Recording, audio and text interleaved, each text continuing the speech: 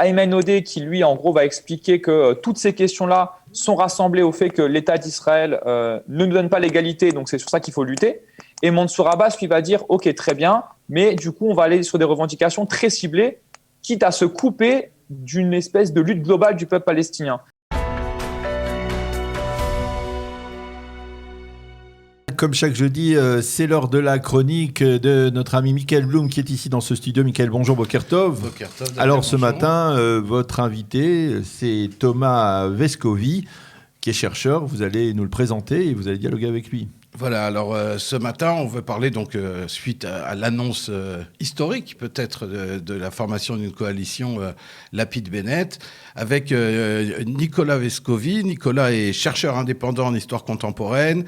Son dernier ouvrage aux éditions L'Harmattan, L'échec d'une utopie, une histoire des gauches en Israël. Bonjour Thomas, donc en fait on voulait parler avec vous particulièrement d'un point de cet accord de coalition qui est réellement historique, c'est-à-dire la première fois qu'un parti arabe signe un accord de coalition, le parti Ra'am de Mansour Abbas. Alors, Thomas, vous connaissez bien la société arabe israélienne sur laquelle vous avez écrit.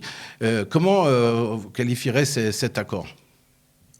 Alors évidemment, il y a une photographie qui est historique, qui circule depuis hier, où on voit Mansour Abbas avec Yair Lapid et Naftali Bennett en train de parapher l'accord de coalition.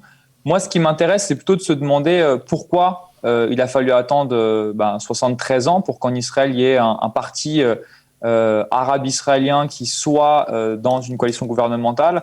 Et surtout, pourquoi Mansour Abbas ? Ça, je pense que c'est intéressant de constater que Mansour Abbas, en fait, il a fait scission de la fameuse liste unie. Vous savez, cette liste qui rassemblait l'ensemble des organisations arabes en Israël.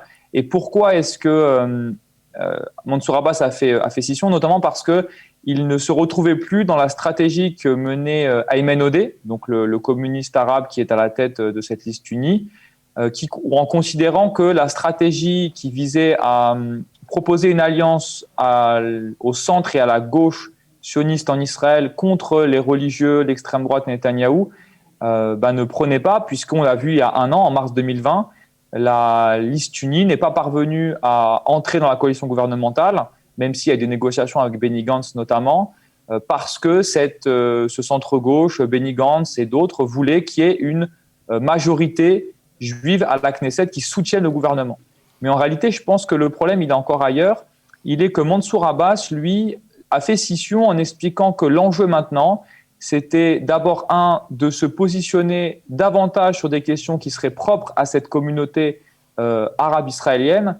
Et surtout, deuxièmement, c'est d'éviter les discours, disons, qui les rattacheraient au peuple palestinien. Et donc, on l'a vu durant la campagne, c'était intéressant que Mansour Abbas, par exemple, ne fait très peu de références à une identité palestinienne. Il ne dit pas qu'il n'est pas palestinien, il dit qu'en tout cas, lui, sa dénomination première, sa question première, c'est celle d'arabe israélien. Et du coup, on voit que Mansour Abbas a un petit peu rassemblé tout ce qu'il fallait pour être dans une potentielle coalition gouvernementale. Et surtout, ce qui, moi, peut-être pas me dérange, mais en tout cas me questionne beaucoup, c'est que on privilégie en tout cas l'aile qui me semble la plus réactionnaire et conservatrice parmi la population arabe palestinienne d'Israël pour entrer au gouvernement. C'est pas tout à fait la plus conservatrice. Il y a beaucoup plus conservateur. Il y a la branche nord du mouvement islamiste, tout à fait, qui participe même pas aux élections. Qui participe même pas aux élections et qui est, on va dire, l'un des foyers on va dire, de violence et de violence nationaliste dans le secteur arabe israélien. Donc il y a toujours eu cette division avec, on se rappelle du cherche Darwish, qui avait été le fondateur de la branche sud plus modéré, qui était lui-même aussi très favorable à une participation des Arabes israéliens. Donc c'est peut-être pas nouveau, c'est un peu ce qui se passe avec les partis orthodoxes en Israël, peut-être, d'une certaine manière. Il y a cette tension d'un côté les orthodoxes et de l'autre côté les laïcs. C'est le même cas de figure que l'on retrouve dans le secteur arabe israélien, selon vous ?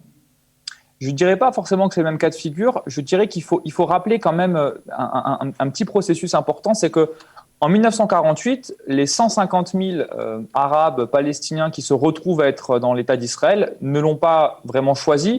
Et donc, ils vont faire avec. Ils vont être soumis à un gouvernement militaire jusqu'en 66. Puis après, il y a une nouvelle génération dans les années 70-80 qui va s'engager en politique en Israël en essayant d'utiliser leur citoyenneté israélienne pour montrer, si vous voulez, les limites, les contradictions de cet État d'Israël qui, tout en se revendiquant démocratique, affirme également être juif. Donc là, il y avait une contradiction entre eux.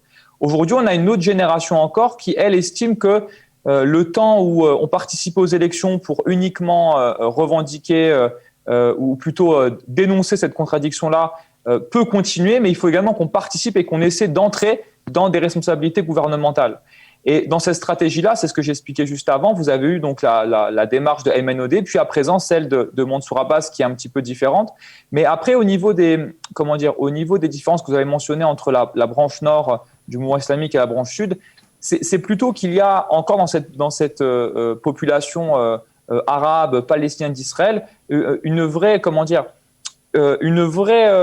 culture politique que j'appellerais presque hybride, entre d'un côté une partie de la population qui est dans une phase, on va dire, d'israélisation, c'est-à-dire avec une classe moyenne qui se constitue depuis maintenant 10 à 15 ans, avec un nombre d'étudiants arabes palestiniens qui entrent dans les facultés israéliennes qui est croissant, hein. Le chiffre est assez éloquent. On a eu plus 104% d'étudiants arabes palestiniens dans les universités israéliennes entre 2012 et 2018. Mais dans le même temps, on a quand même beaucoup d'éléments de l'État d'Israël qui ramènent cette population à un statut, j'ai envie de dire, de palestinien. C'est-à-dire que on a, selon l'ONG Adala, donc l'ONG qui est chargée de défendre les droits des Palestiniens en Israël, 65 lois qui discrimineraient à différents niveaux cette population. Ou même là, dans les violences que vous avez mentionnées très justement, il y a un élément, moi, qui m'a marqué, je ne sais pas si vous l'avez constaté aussi, c'est que les jeunes arabes palestiniens qui ont manifesté, qui ont commis des violences à l'encontre de la population juive ou d'éléments de l'État israélien, on a eu des arrestations arbitraires et massives. On a eu près de 2400 arrestations, des centaines d'inculpations, ça c'est assez violent quand même. Et du côté des extrémistes juifs, on a eu quelques dizaines d'inculpations et très ciblées. Ça veut dire vraiment des gens qui ont été vus, qui ont été pris en photo. Donc là, on a vraiment une différence de traitement entre les citoyens d'Israël, renforçant l'idée que, OK, une partie serait prête à aller vers une israélisation, donc à participer davantage à des gouvernements, à essayer de prendre pied dans cet État-là. Et en même temps, on a différents éléments de l'État qui les ramènent en permanence au fait que, attention, vous n'êtes pas citoyens égaux comme les autres. Et on vous le rappelle dès lors que vous critiquez les institutions de l'État. Alors justement, Thomas, c'est paradoxal que donc la première fois un parti arabe rentre dans une coalition avec des partis sionistes, quelques semaines seulement après les violences qui ont éclaté. Et on avait vu notamment Mansour Abbas à Lod dans une synagogue qui avait été incendiée, pendant que les membres de la liste unie, eux, soutenaient les émeutiers. Est-ce que pour Israël, c'est une victoire justement d'avoir, avec l'entrée de Mansour Abbas dans la coalition, effacer en quelque sorte le narratif palestinien de la société arabe israélienne? En tout cas, je pense que là, il y a un défi. Je ne sais pas s'ils vont réussir à effacer, parce qu'il y a quand même, quoi qu'il arrive, des liens qui sont culturels, familiaux, même, j'ai envie de dire, identitaires, très clairs entre cette communauté. Surtout les manifestations et les émeutes qu'on a vues récemment, c'était aussi une réaffirmation du lien qu'il y a entre la population ou le peuple palestinien. On a vu quand les manifestations ont commencé à Jérusalem, vous avez bien eu des bus de Palestiniens arabes d'Israël qui sont allés à manifester aux côtés des habitants de Sheikh Jarrah et de la ville de Jérusalem, etc. Ça, c'est un fait. Maintenant, quand je parle d'un défi, c'est que, en fait, Ayman Odeh, lui, expliquait qu'on ne pourra pas vivre convenablement en Israël tant qu'on n'aura pas la pleine égalité des droits, tant qu'on ne sera pas citoyen à part entière, et c'est la démarche à défendre. Et c'est pour ça qu'Ayman Odeh expliquait que les seuls qui peuvent nous donner cette égalité, c'est le centre et la gauche en Israël. C'est pour ça qu'il faut s'allier avec eux contre la droite.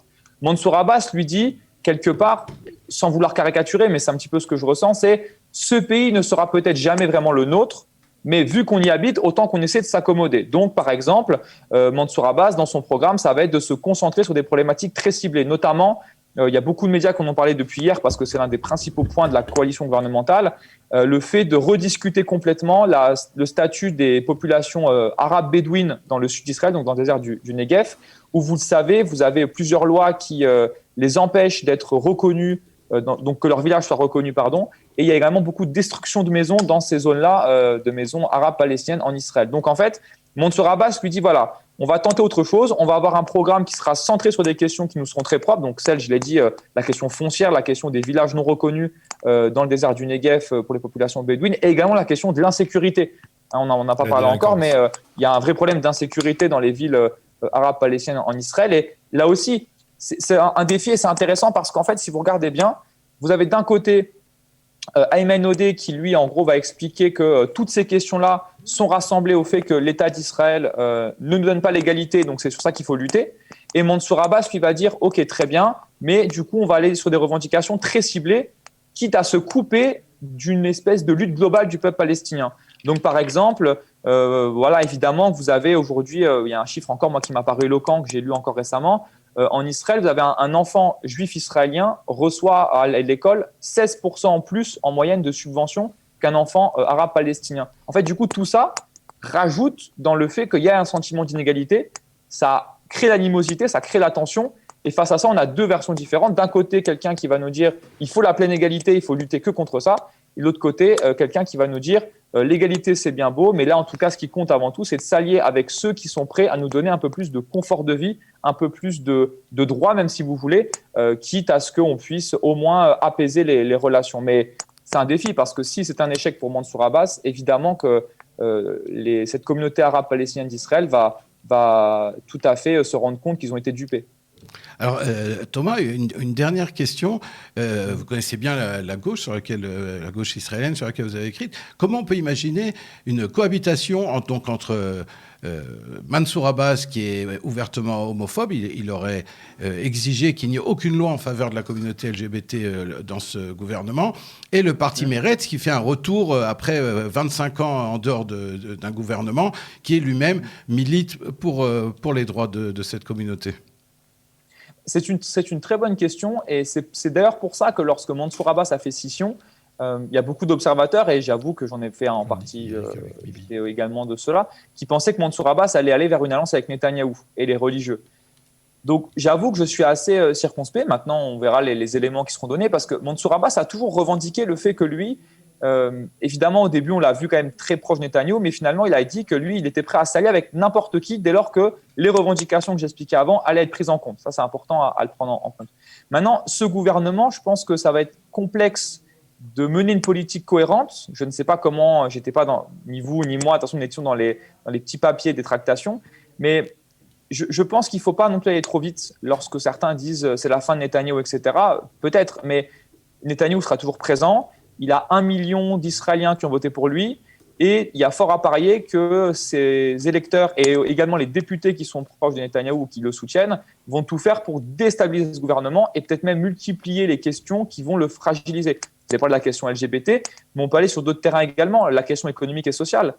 Quel sera le lien entre, d'un côté, Gideon Sa'ar, Naftali Bennett, qui sont pour plus de libéralisation, pour un électrochoc libéral encore plus violent en Israël que ce qu'a connu le pays avant avec Netanyahou, et d'un côté, le Meretz ou Merav Michaeli, qui, eux, défendent plutôt, alors non pas un État-providence, mais en tout cas un retour de l'État dans l'économie.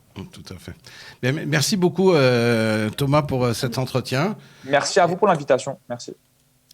Eh bien, voilà, merci beaucoup à vous, Michael Blum, de l'avoir permis de dialoguer avec Thomas Viscovi, donc, qui est chercheur et qui connaît, on le voit, avec beaucoup d'expérience, la réalité politique israélienne. C'était très intéressant de dialoguer avec lui. Merci encore une fois. Il faut peut-être rappeler son ouvrage, le dernier ouvrage qu'il a... L'échec d'une utopie, l'histoire des gauches en Israël, aux éditions L'Harmattan. Voilà, non, merci. La découverte. L'Harmattan, c'était un livre précédent. C'était l'ancien livre, c'est ça. Voilà. Merci bien. Merci beaucoup.